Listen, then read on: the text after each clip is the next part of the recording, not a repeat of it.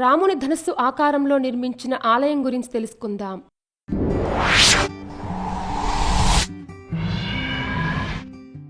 మన దేశంలో రాముని ఆలయాలు చాలా ఉన్నాయి. అయితే ఏ రామాలయానికి లేని ప్రత్యేకత ఈ ఆలయానికి ఉంది. ఆ కోదండరాముని కోదండం రూపంలోనూ నిర్మించబడిన ఆలయం ఇది. ఈ రామనారాయణ ఆలయం ఆంధ్రప్రదేశ్ రాష్ట్రంలోని విజయనగరం జిల్లాకు చెందిన ప్రసిద్ధ పుణ్యక్షేత్రం. మన పురాణాలు, ఇతిహాసాల ప్రకారం రామబాణంకి ఎంతో మహిమ ఉంది. అటువంటి శక్తిగల ఆ బాణం ఆకారంలో ఈ ఆలయం ఉండటం ఎంతో విశేషం. సుమారు 15 ఎకరాల సువిశాలమైన స్థలంలో రాముని ధనుస్సు ఆకారంలో ఈ ఆలయం నిర్మించారు. అందంగా ఎక్కుపెట్టిన బాణం ఆకారంలో ఉన్న ఈ కట్టడానికి మరెన్నో విశిష్టతలున్నాయి. ఈ ఆలయంలో శ్రీరామ కథను వివరించే బొమ్మల రూపంలో చిత్రాలు, ప్రతి విగ్రహం కూడా రామాయణాన్ని కళ్ళకట్టినట్టు చూపిస్తుంది. మన రామాయణ గాథల్ని మనకి ఈ విగ్రహాలు చూపించటం దీని యొక్క విశిష్టత. ఈ ఆలయంలో ఆంజనేయుడి విగ్రహం ప్రధానంగా ఆకర్షిస్తుంది. 60 అడుగుల ఆంజనేయ విగ్రహం కూడా ఇక్కడ ప్రత్యేకమైన ఆకర్షణ. రాముని యొక్క విల్లులోనే రామాయణం మొత్తం దాగున్నట్లు అనిపిస్తుంది. శ్రీరామ జననం నుంచి అతడు రావణుణ్ణి వధించి పట్టాభిషేకుడు అయినంతవరకు ఈ అద్భుత రామాయణ కథను అందమైన దృశ్య రూపాలతో నిర్మించటం అద్భుత విశేషం.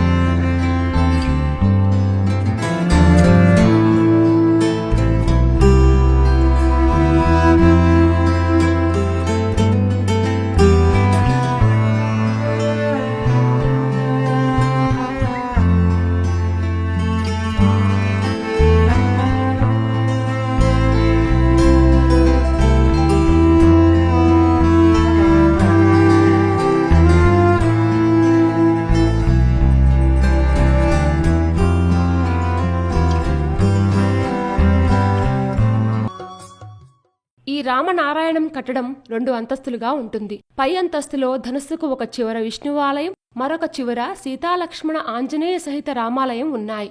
ఈ రెండింటినీ కలుపుతూ ఒక కారిడార్ ఉంటుంది. అందులో మొత్తం 75 శిల్ప చిత్రాలతో మొత్తం రామాయణం వివరించబడి ఉంటుంది. ఈ చిత్రాల కింద ఆ ఘట్టాన్ని తెలిపే వివరణ కూడా తెలుగు, ఇంగ్లీష్, హిందీ 3 భాషల్లో రాశారు. కింది నుంచి విగ్రహం వరకు వెళ్లే దారిలో రంగురంగుల విద్యుత్ దీపాలతో అలంకరించిన జలయంత్రాలు మనసుకు ఆహ్లాదాన్ని కలిగిస్తాయి. కింది నుంచి పైకి వెళ్లేందుకు విశాలమైన సోపాన శ్రేణి ఉంది. పైన ఆలయాల బయట జయ విజయులు, గరుత్మంతుడు, శుకుడు, నారద తంబురుల యొక్క విగ్రహాలున్నాయి. కింద మెట్లకు ఇరువైపులా 16 అడుగుల ఎత్తు ఉన్న శ్రీ మహాలక్ష్మి, శ్రీ సరస్వతి విగ్రహాలు శోభాయమానంగా ఉంటాయి. ఈ 2 విగ్రహాల వద్ద కూడా ఫౌంటైన్లు ఉన్నాయి. మెట్లకు ముందు ఈ ఆలయం కట్టించిన నారాయణం నరసింహమూర్తి గారి విగ్రహం ఉంటుంది. సువిశాలమైన ఈ ఆలయ ప్రాంగణం అంతా ఔషధీ వృక్షాలతో కనువిందు చేస్తుంది. ధనస్సు ఆకారంలోని తొలిసగం కారిడార్లో 35, మలిసగం కారిడార్లో 40, మొత్తం 75 కుటీర చిత్రాలున్నాయి. ఈ చివర విష్ణువు, ఆ చివర రాముని ఆలయాలు నిర్మించటంలోని రహస్యం విష్ణువే రామునిగా అవతరించారు అని. ధనుసు మధ్యభాగంలోని కట్టడంలో ఒక పెద్ద వేదిక పైన 60 అడుగుల అభయాంజనేయ స్వామి విగ్రహం చూపర్లను కట్టిపడేస్తుంది. ఇన్ని ప్రత్యేకతలున్న ఈ ఆలయాన్ని చేరుకోవడం కూడా చాలా సులువే. విజయనగరం రైల్వే స్టేషన్ నుంచి కోరుకొండ వెళ్లే దారిలో 9 కిలోమీటర్ల దూరంలో, విశాఖపట్నానికి ఇది కేవలం 45 కిలోమీటర్ల దూరం మాత్రమే ఉంటుంది. కోదండరాముని కోదండం రూపంలో నిర్మించబడిన ఆలయం చాలా ఇంట్రెస్టింగ్గా ఉంది కదూ. ఇలాంటి మరిన్ని విశేషాల కోసం మా ఛానల్ని సబ్స్క్రైబ్ చేసుకోండి.